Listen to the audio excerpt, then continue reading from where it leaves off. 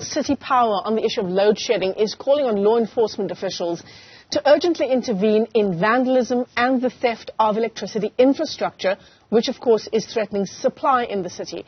The utility says there is an increase in incidents of vandalism at mini-substations, transformer substations, streetlights, and the theft of cables, mini-substation doors and copper items, and the list goes on and on. Let's get to the latest on this now. We're joined in studio by City Power's General Manager of Security Risk, Sergeant Thela. Sergeant, it's great to have you with us on the program.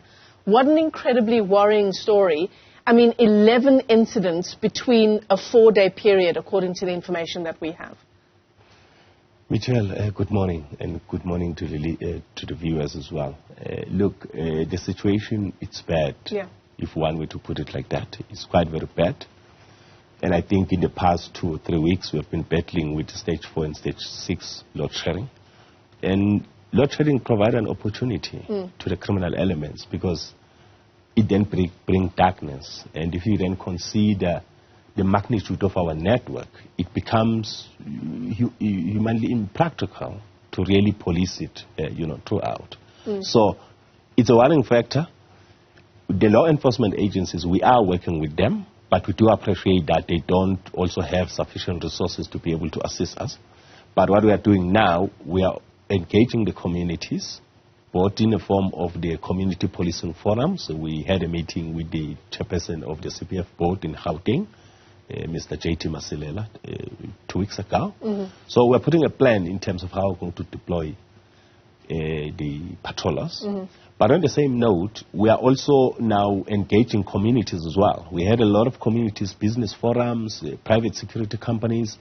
We are interested to adopt some of this network and protect it on our behalf, because it also affects them. Yeah, sure. Yes. I mean, it's, as you say, impractical for police to be monitoring every single substation during bouts of load shedding, but possibly also puts at risk even CPF members who are trying to patrol those areas, because in many instances, are these vandals, the people responsible for the theft, are they armed as well?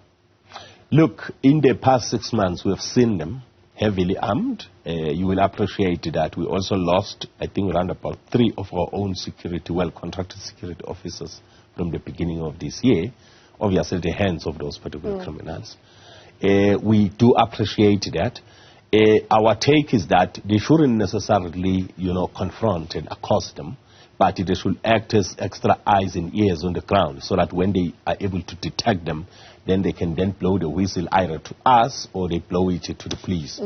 I can make mention that the police have done a marvelous job, because they have then put together what we call essential infrastructure task teams. They work with us on a day-to-day basis. So if we pick up a situation which could be dangerous to us as normal citizens, or my own security detail, we are able then to reinforce through those particular, law enforcement structures. So I want to talk about, what this means. So City Power had 8 mini-substations vandalized in the course of a week, according to Isaac Mangena. Yes. 92 circuit breakers that were stolen. Yes. 3 chambers that were vandalized, nothing stolen then. Countless numbers of cables that were stolen. What does this amount to, these weekly rounds of theft? What does it amount to in terms of money? Look, we can do the mathematics. A mini-substation, if it is vandalized beyond repair, you are looking at around about 500,000. And that was 8 mini-substations in the course of a week. So if you look at 8 mini-substations, literally we are talking of around about 4 M. 4 million rand. 4 million, which we literally lose.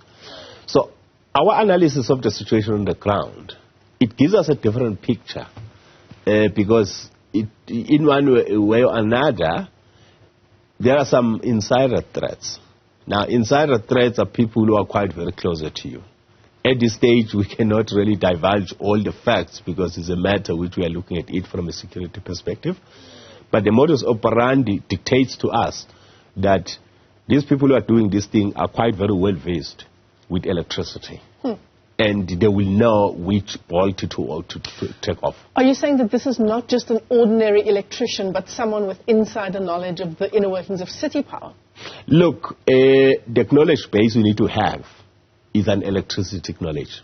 in the form of an electrician or technician. Okay. So you appreciate within City Power, given the magnitude of our network, we use a lot of contractors as well. We are not necessarily discounting involvement of some of those particular contractors. So the issue is that we don't know what is at play here. As Mangena has indicated last week, that some of this network, you find it's vandalized, but nothing is stolen. Right, right. That gives you a different picture to say maybe there's a grievance of some sort against who, we don't know. So that's why then we are engaging also the law enforcement agencies to say, listen, let's look at this beyond what we're just seeing, because there could be something at play here. Yes. And then there's the issue of who's buying the stolen goods. Who's buying the stolen cables, the fuses that are stolen, the pillar boxes that are stolen, the circuit breakers. Is there a market for this?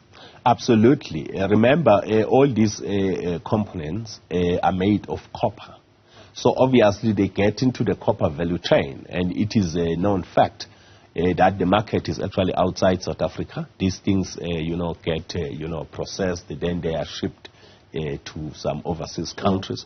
So the guys you see, vandalizing our network are actually what we call maybe bread and butter type of criminals, because they just want to eat something. Then they steal that, they put it into some scrap metal dealers. Those scrap metal dealers will then sell it to the next level.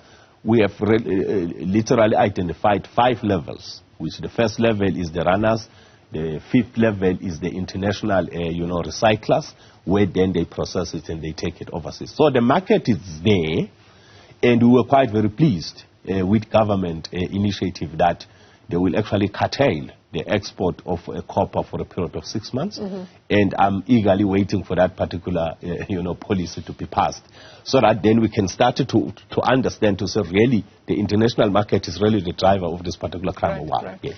I mean, Sergeant, do you feel that you're getting a handle on, you seem to have a good handle on the scope of the problem. Yes. But do you think that you're getting a handle on getting it under control?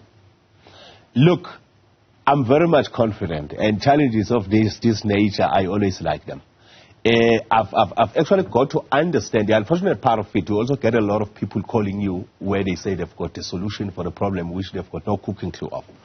Now, the killer punch here on our side is community mobilization.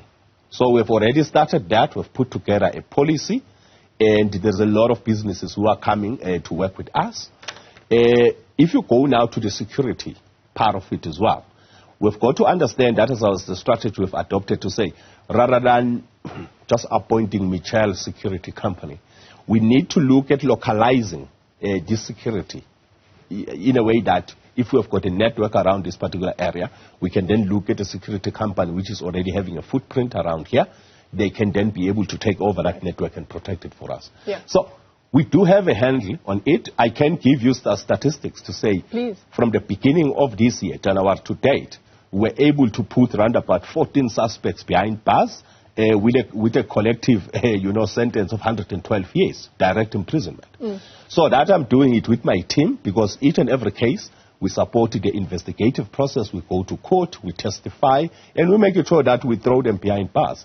As we speak, I've got 92 active cases. That means my guys are always in court, testifying and all those type of things. I mean, as of last year, when our year ends in June, we arrested 193 suspects compared to 75 the previous year. So it then shows that we are doing something, but unfortunately, these criminals are quite very determined. And I think the other drivers here is the socio-economic issues in the country, certainly, unemployment and the likes. People would rather say, you know what, let me risk, get caught, but if I'm not caught, then at least I've got something to eat. Yeah, and the flip side of it is the impact on the grid and the impact on businesses and the impact ultimately on the economy and our ability to run our businesses in a context where we don't have stable electricity supply. That's actually my biggest concern, because if you consider these cable theft and vandalism issues within the national security thinking, this is really crime against national security, because it really affects the existence of the state as well as the survival of the population. We've seen businesses struggling to a point that they are forced to shut down. And when they shut down, what does that mean? There's a layoff You have to lay off employees. And then you are thrown back into the unemployment, type of statistics. And you also have critical infrastructures beyond electricity. We run water supply through electricity. We run transportation. We run the banking sector. We run communications. Hospitals and all of that. Yeah. Now, it then literally says to you, if electricity were to collapse, it simply means everything in the country collapse. So that's how we are actually viewing it. But I'm very pleased because all the law enforcement, sectors, starting from our JMPD, the Gauteng Traffic Police, as well as the provincial police under General Mawela, all of them, they are supporting us on this thing. And that is quite very pleasing. And I think maybe in the next 6 to 12 months, should be able to see some difference. Well, let's hope so. Thank you very much for coming into studio. Okay. Thela is City Power's General Manager for Security and Risk, as we continue to unpack the story around, load shedding kicks off today, but more importantly for this conversation, the theft of critical infrastructure for the provision of electricity. Thanks very much indeed for coming in.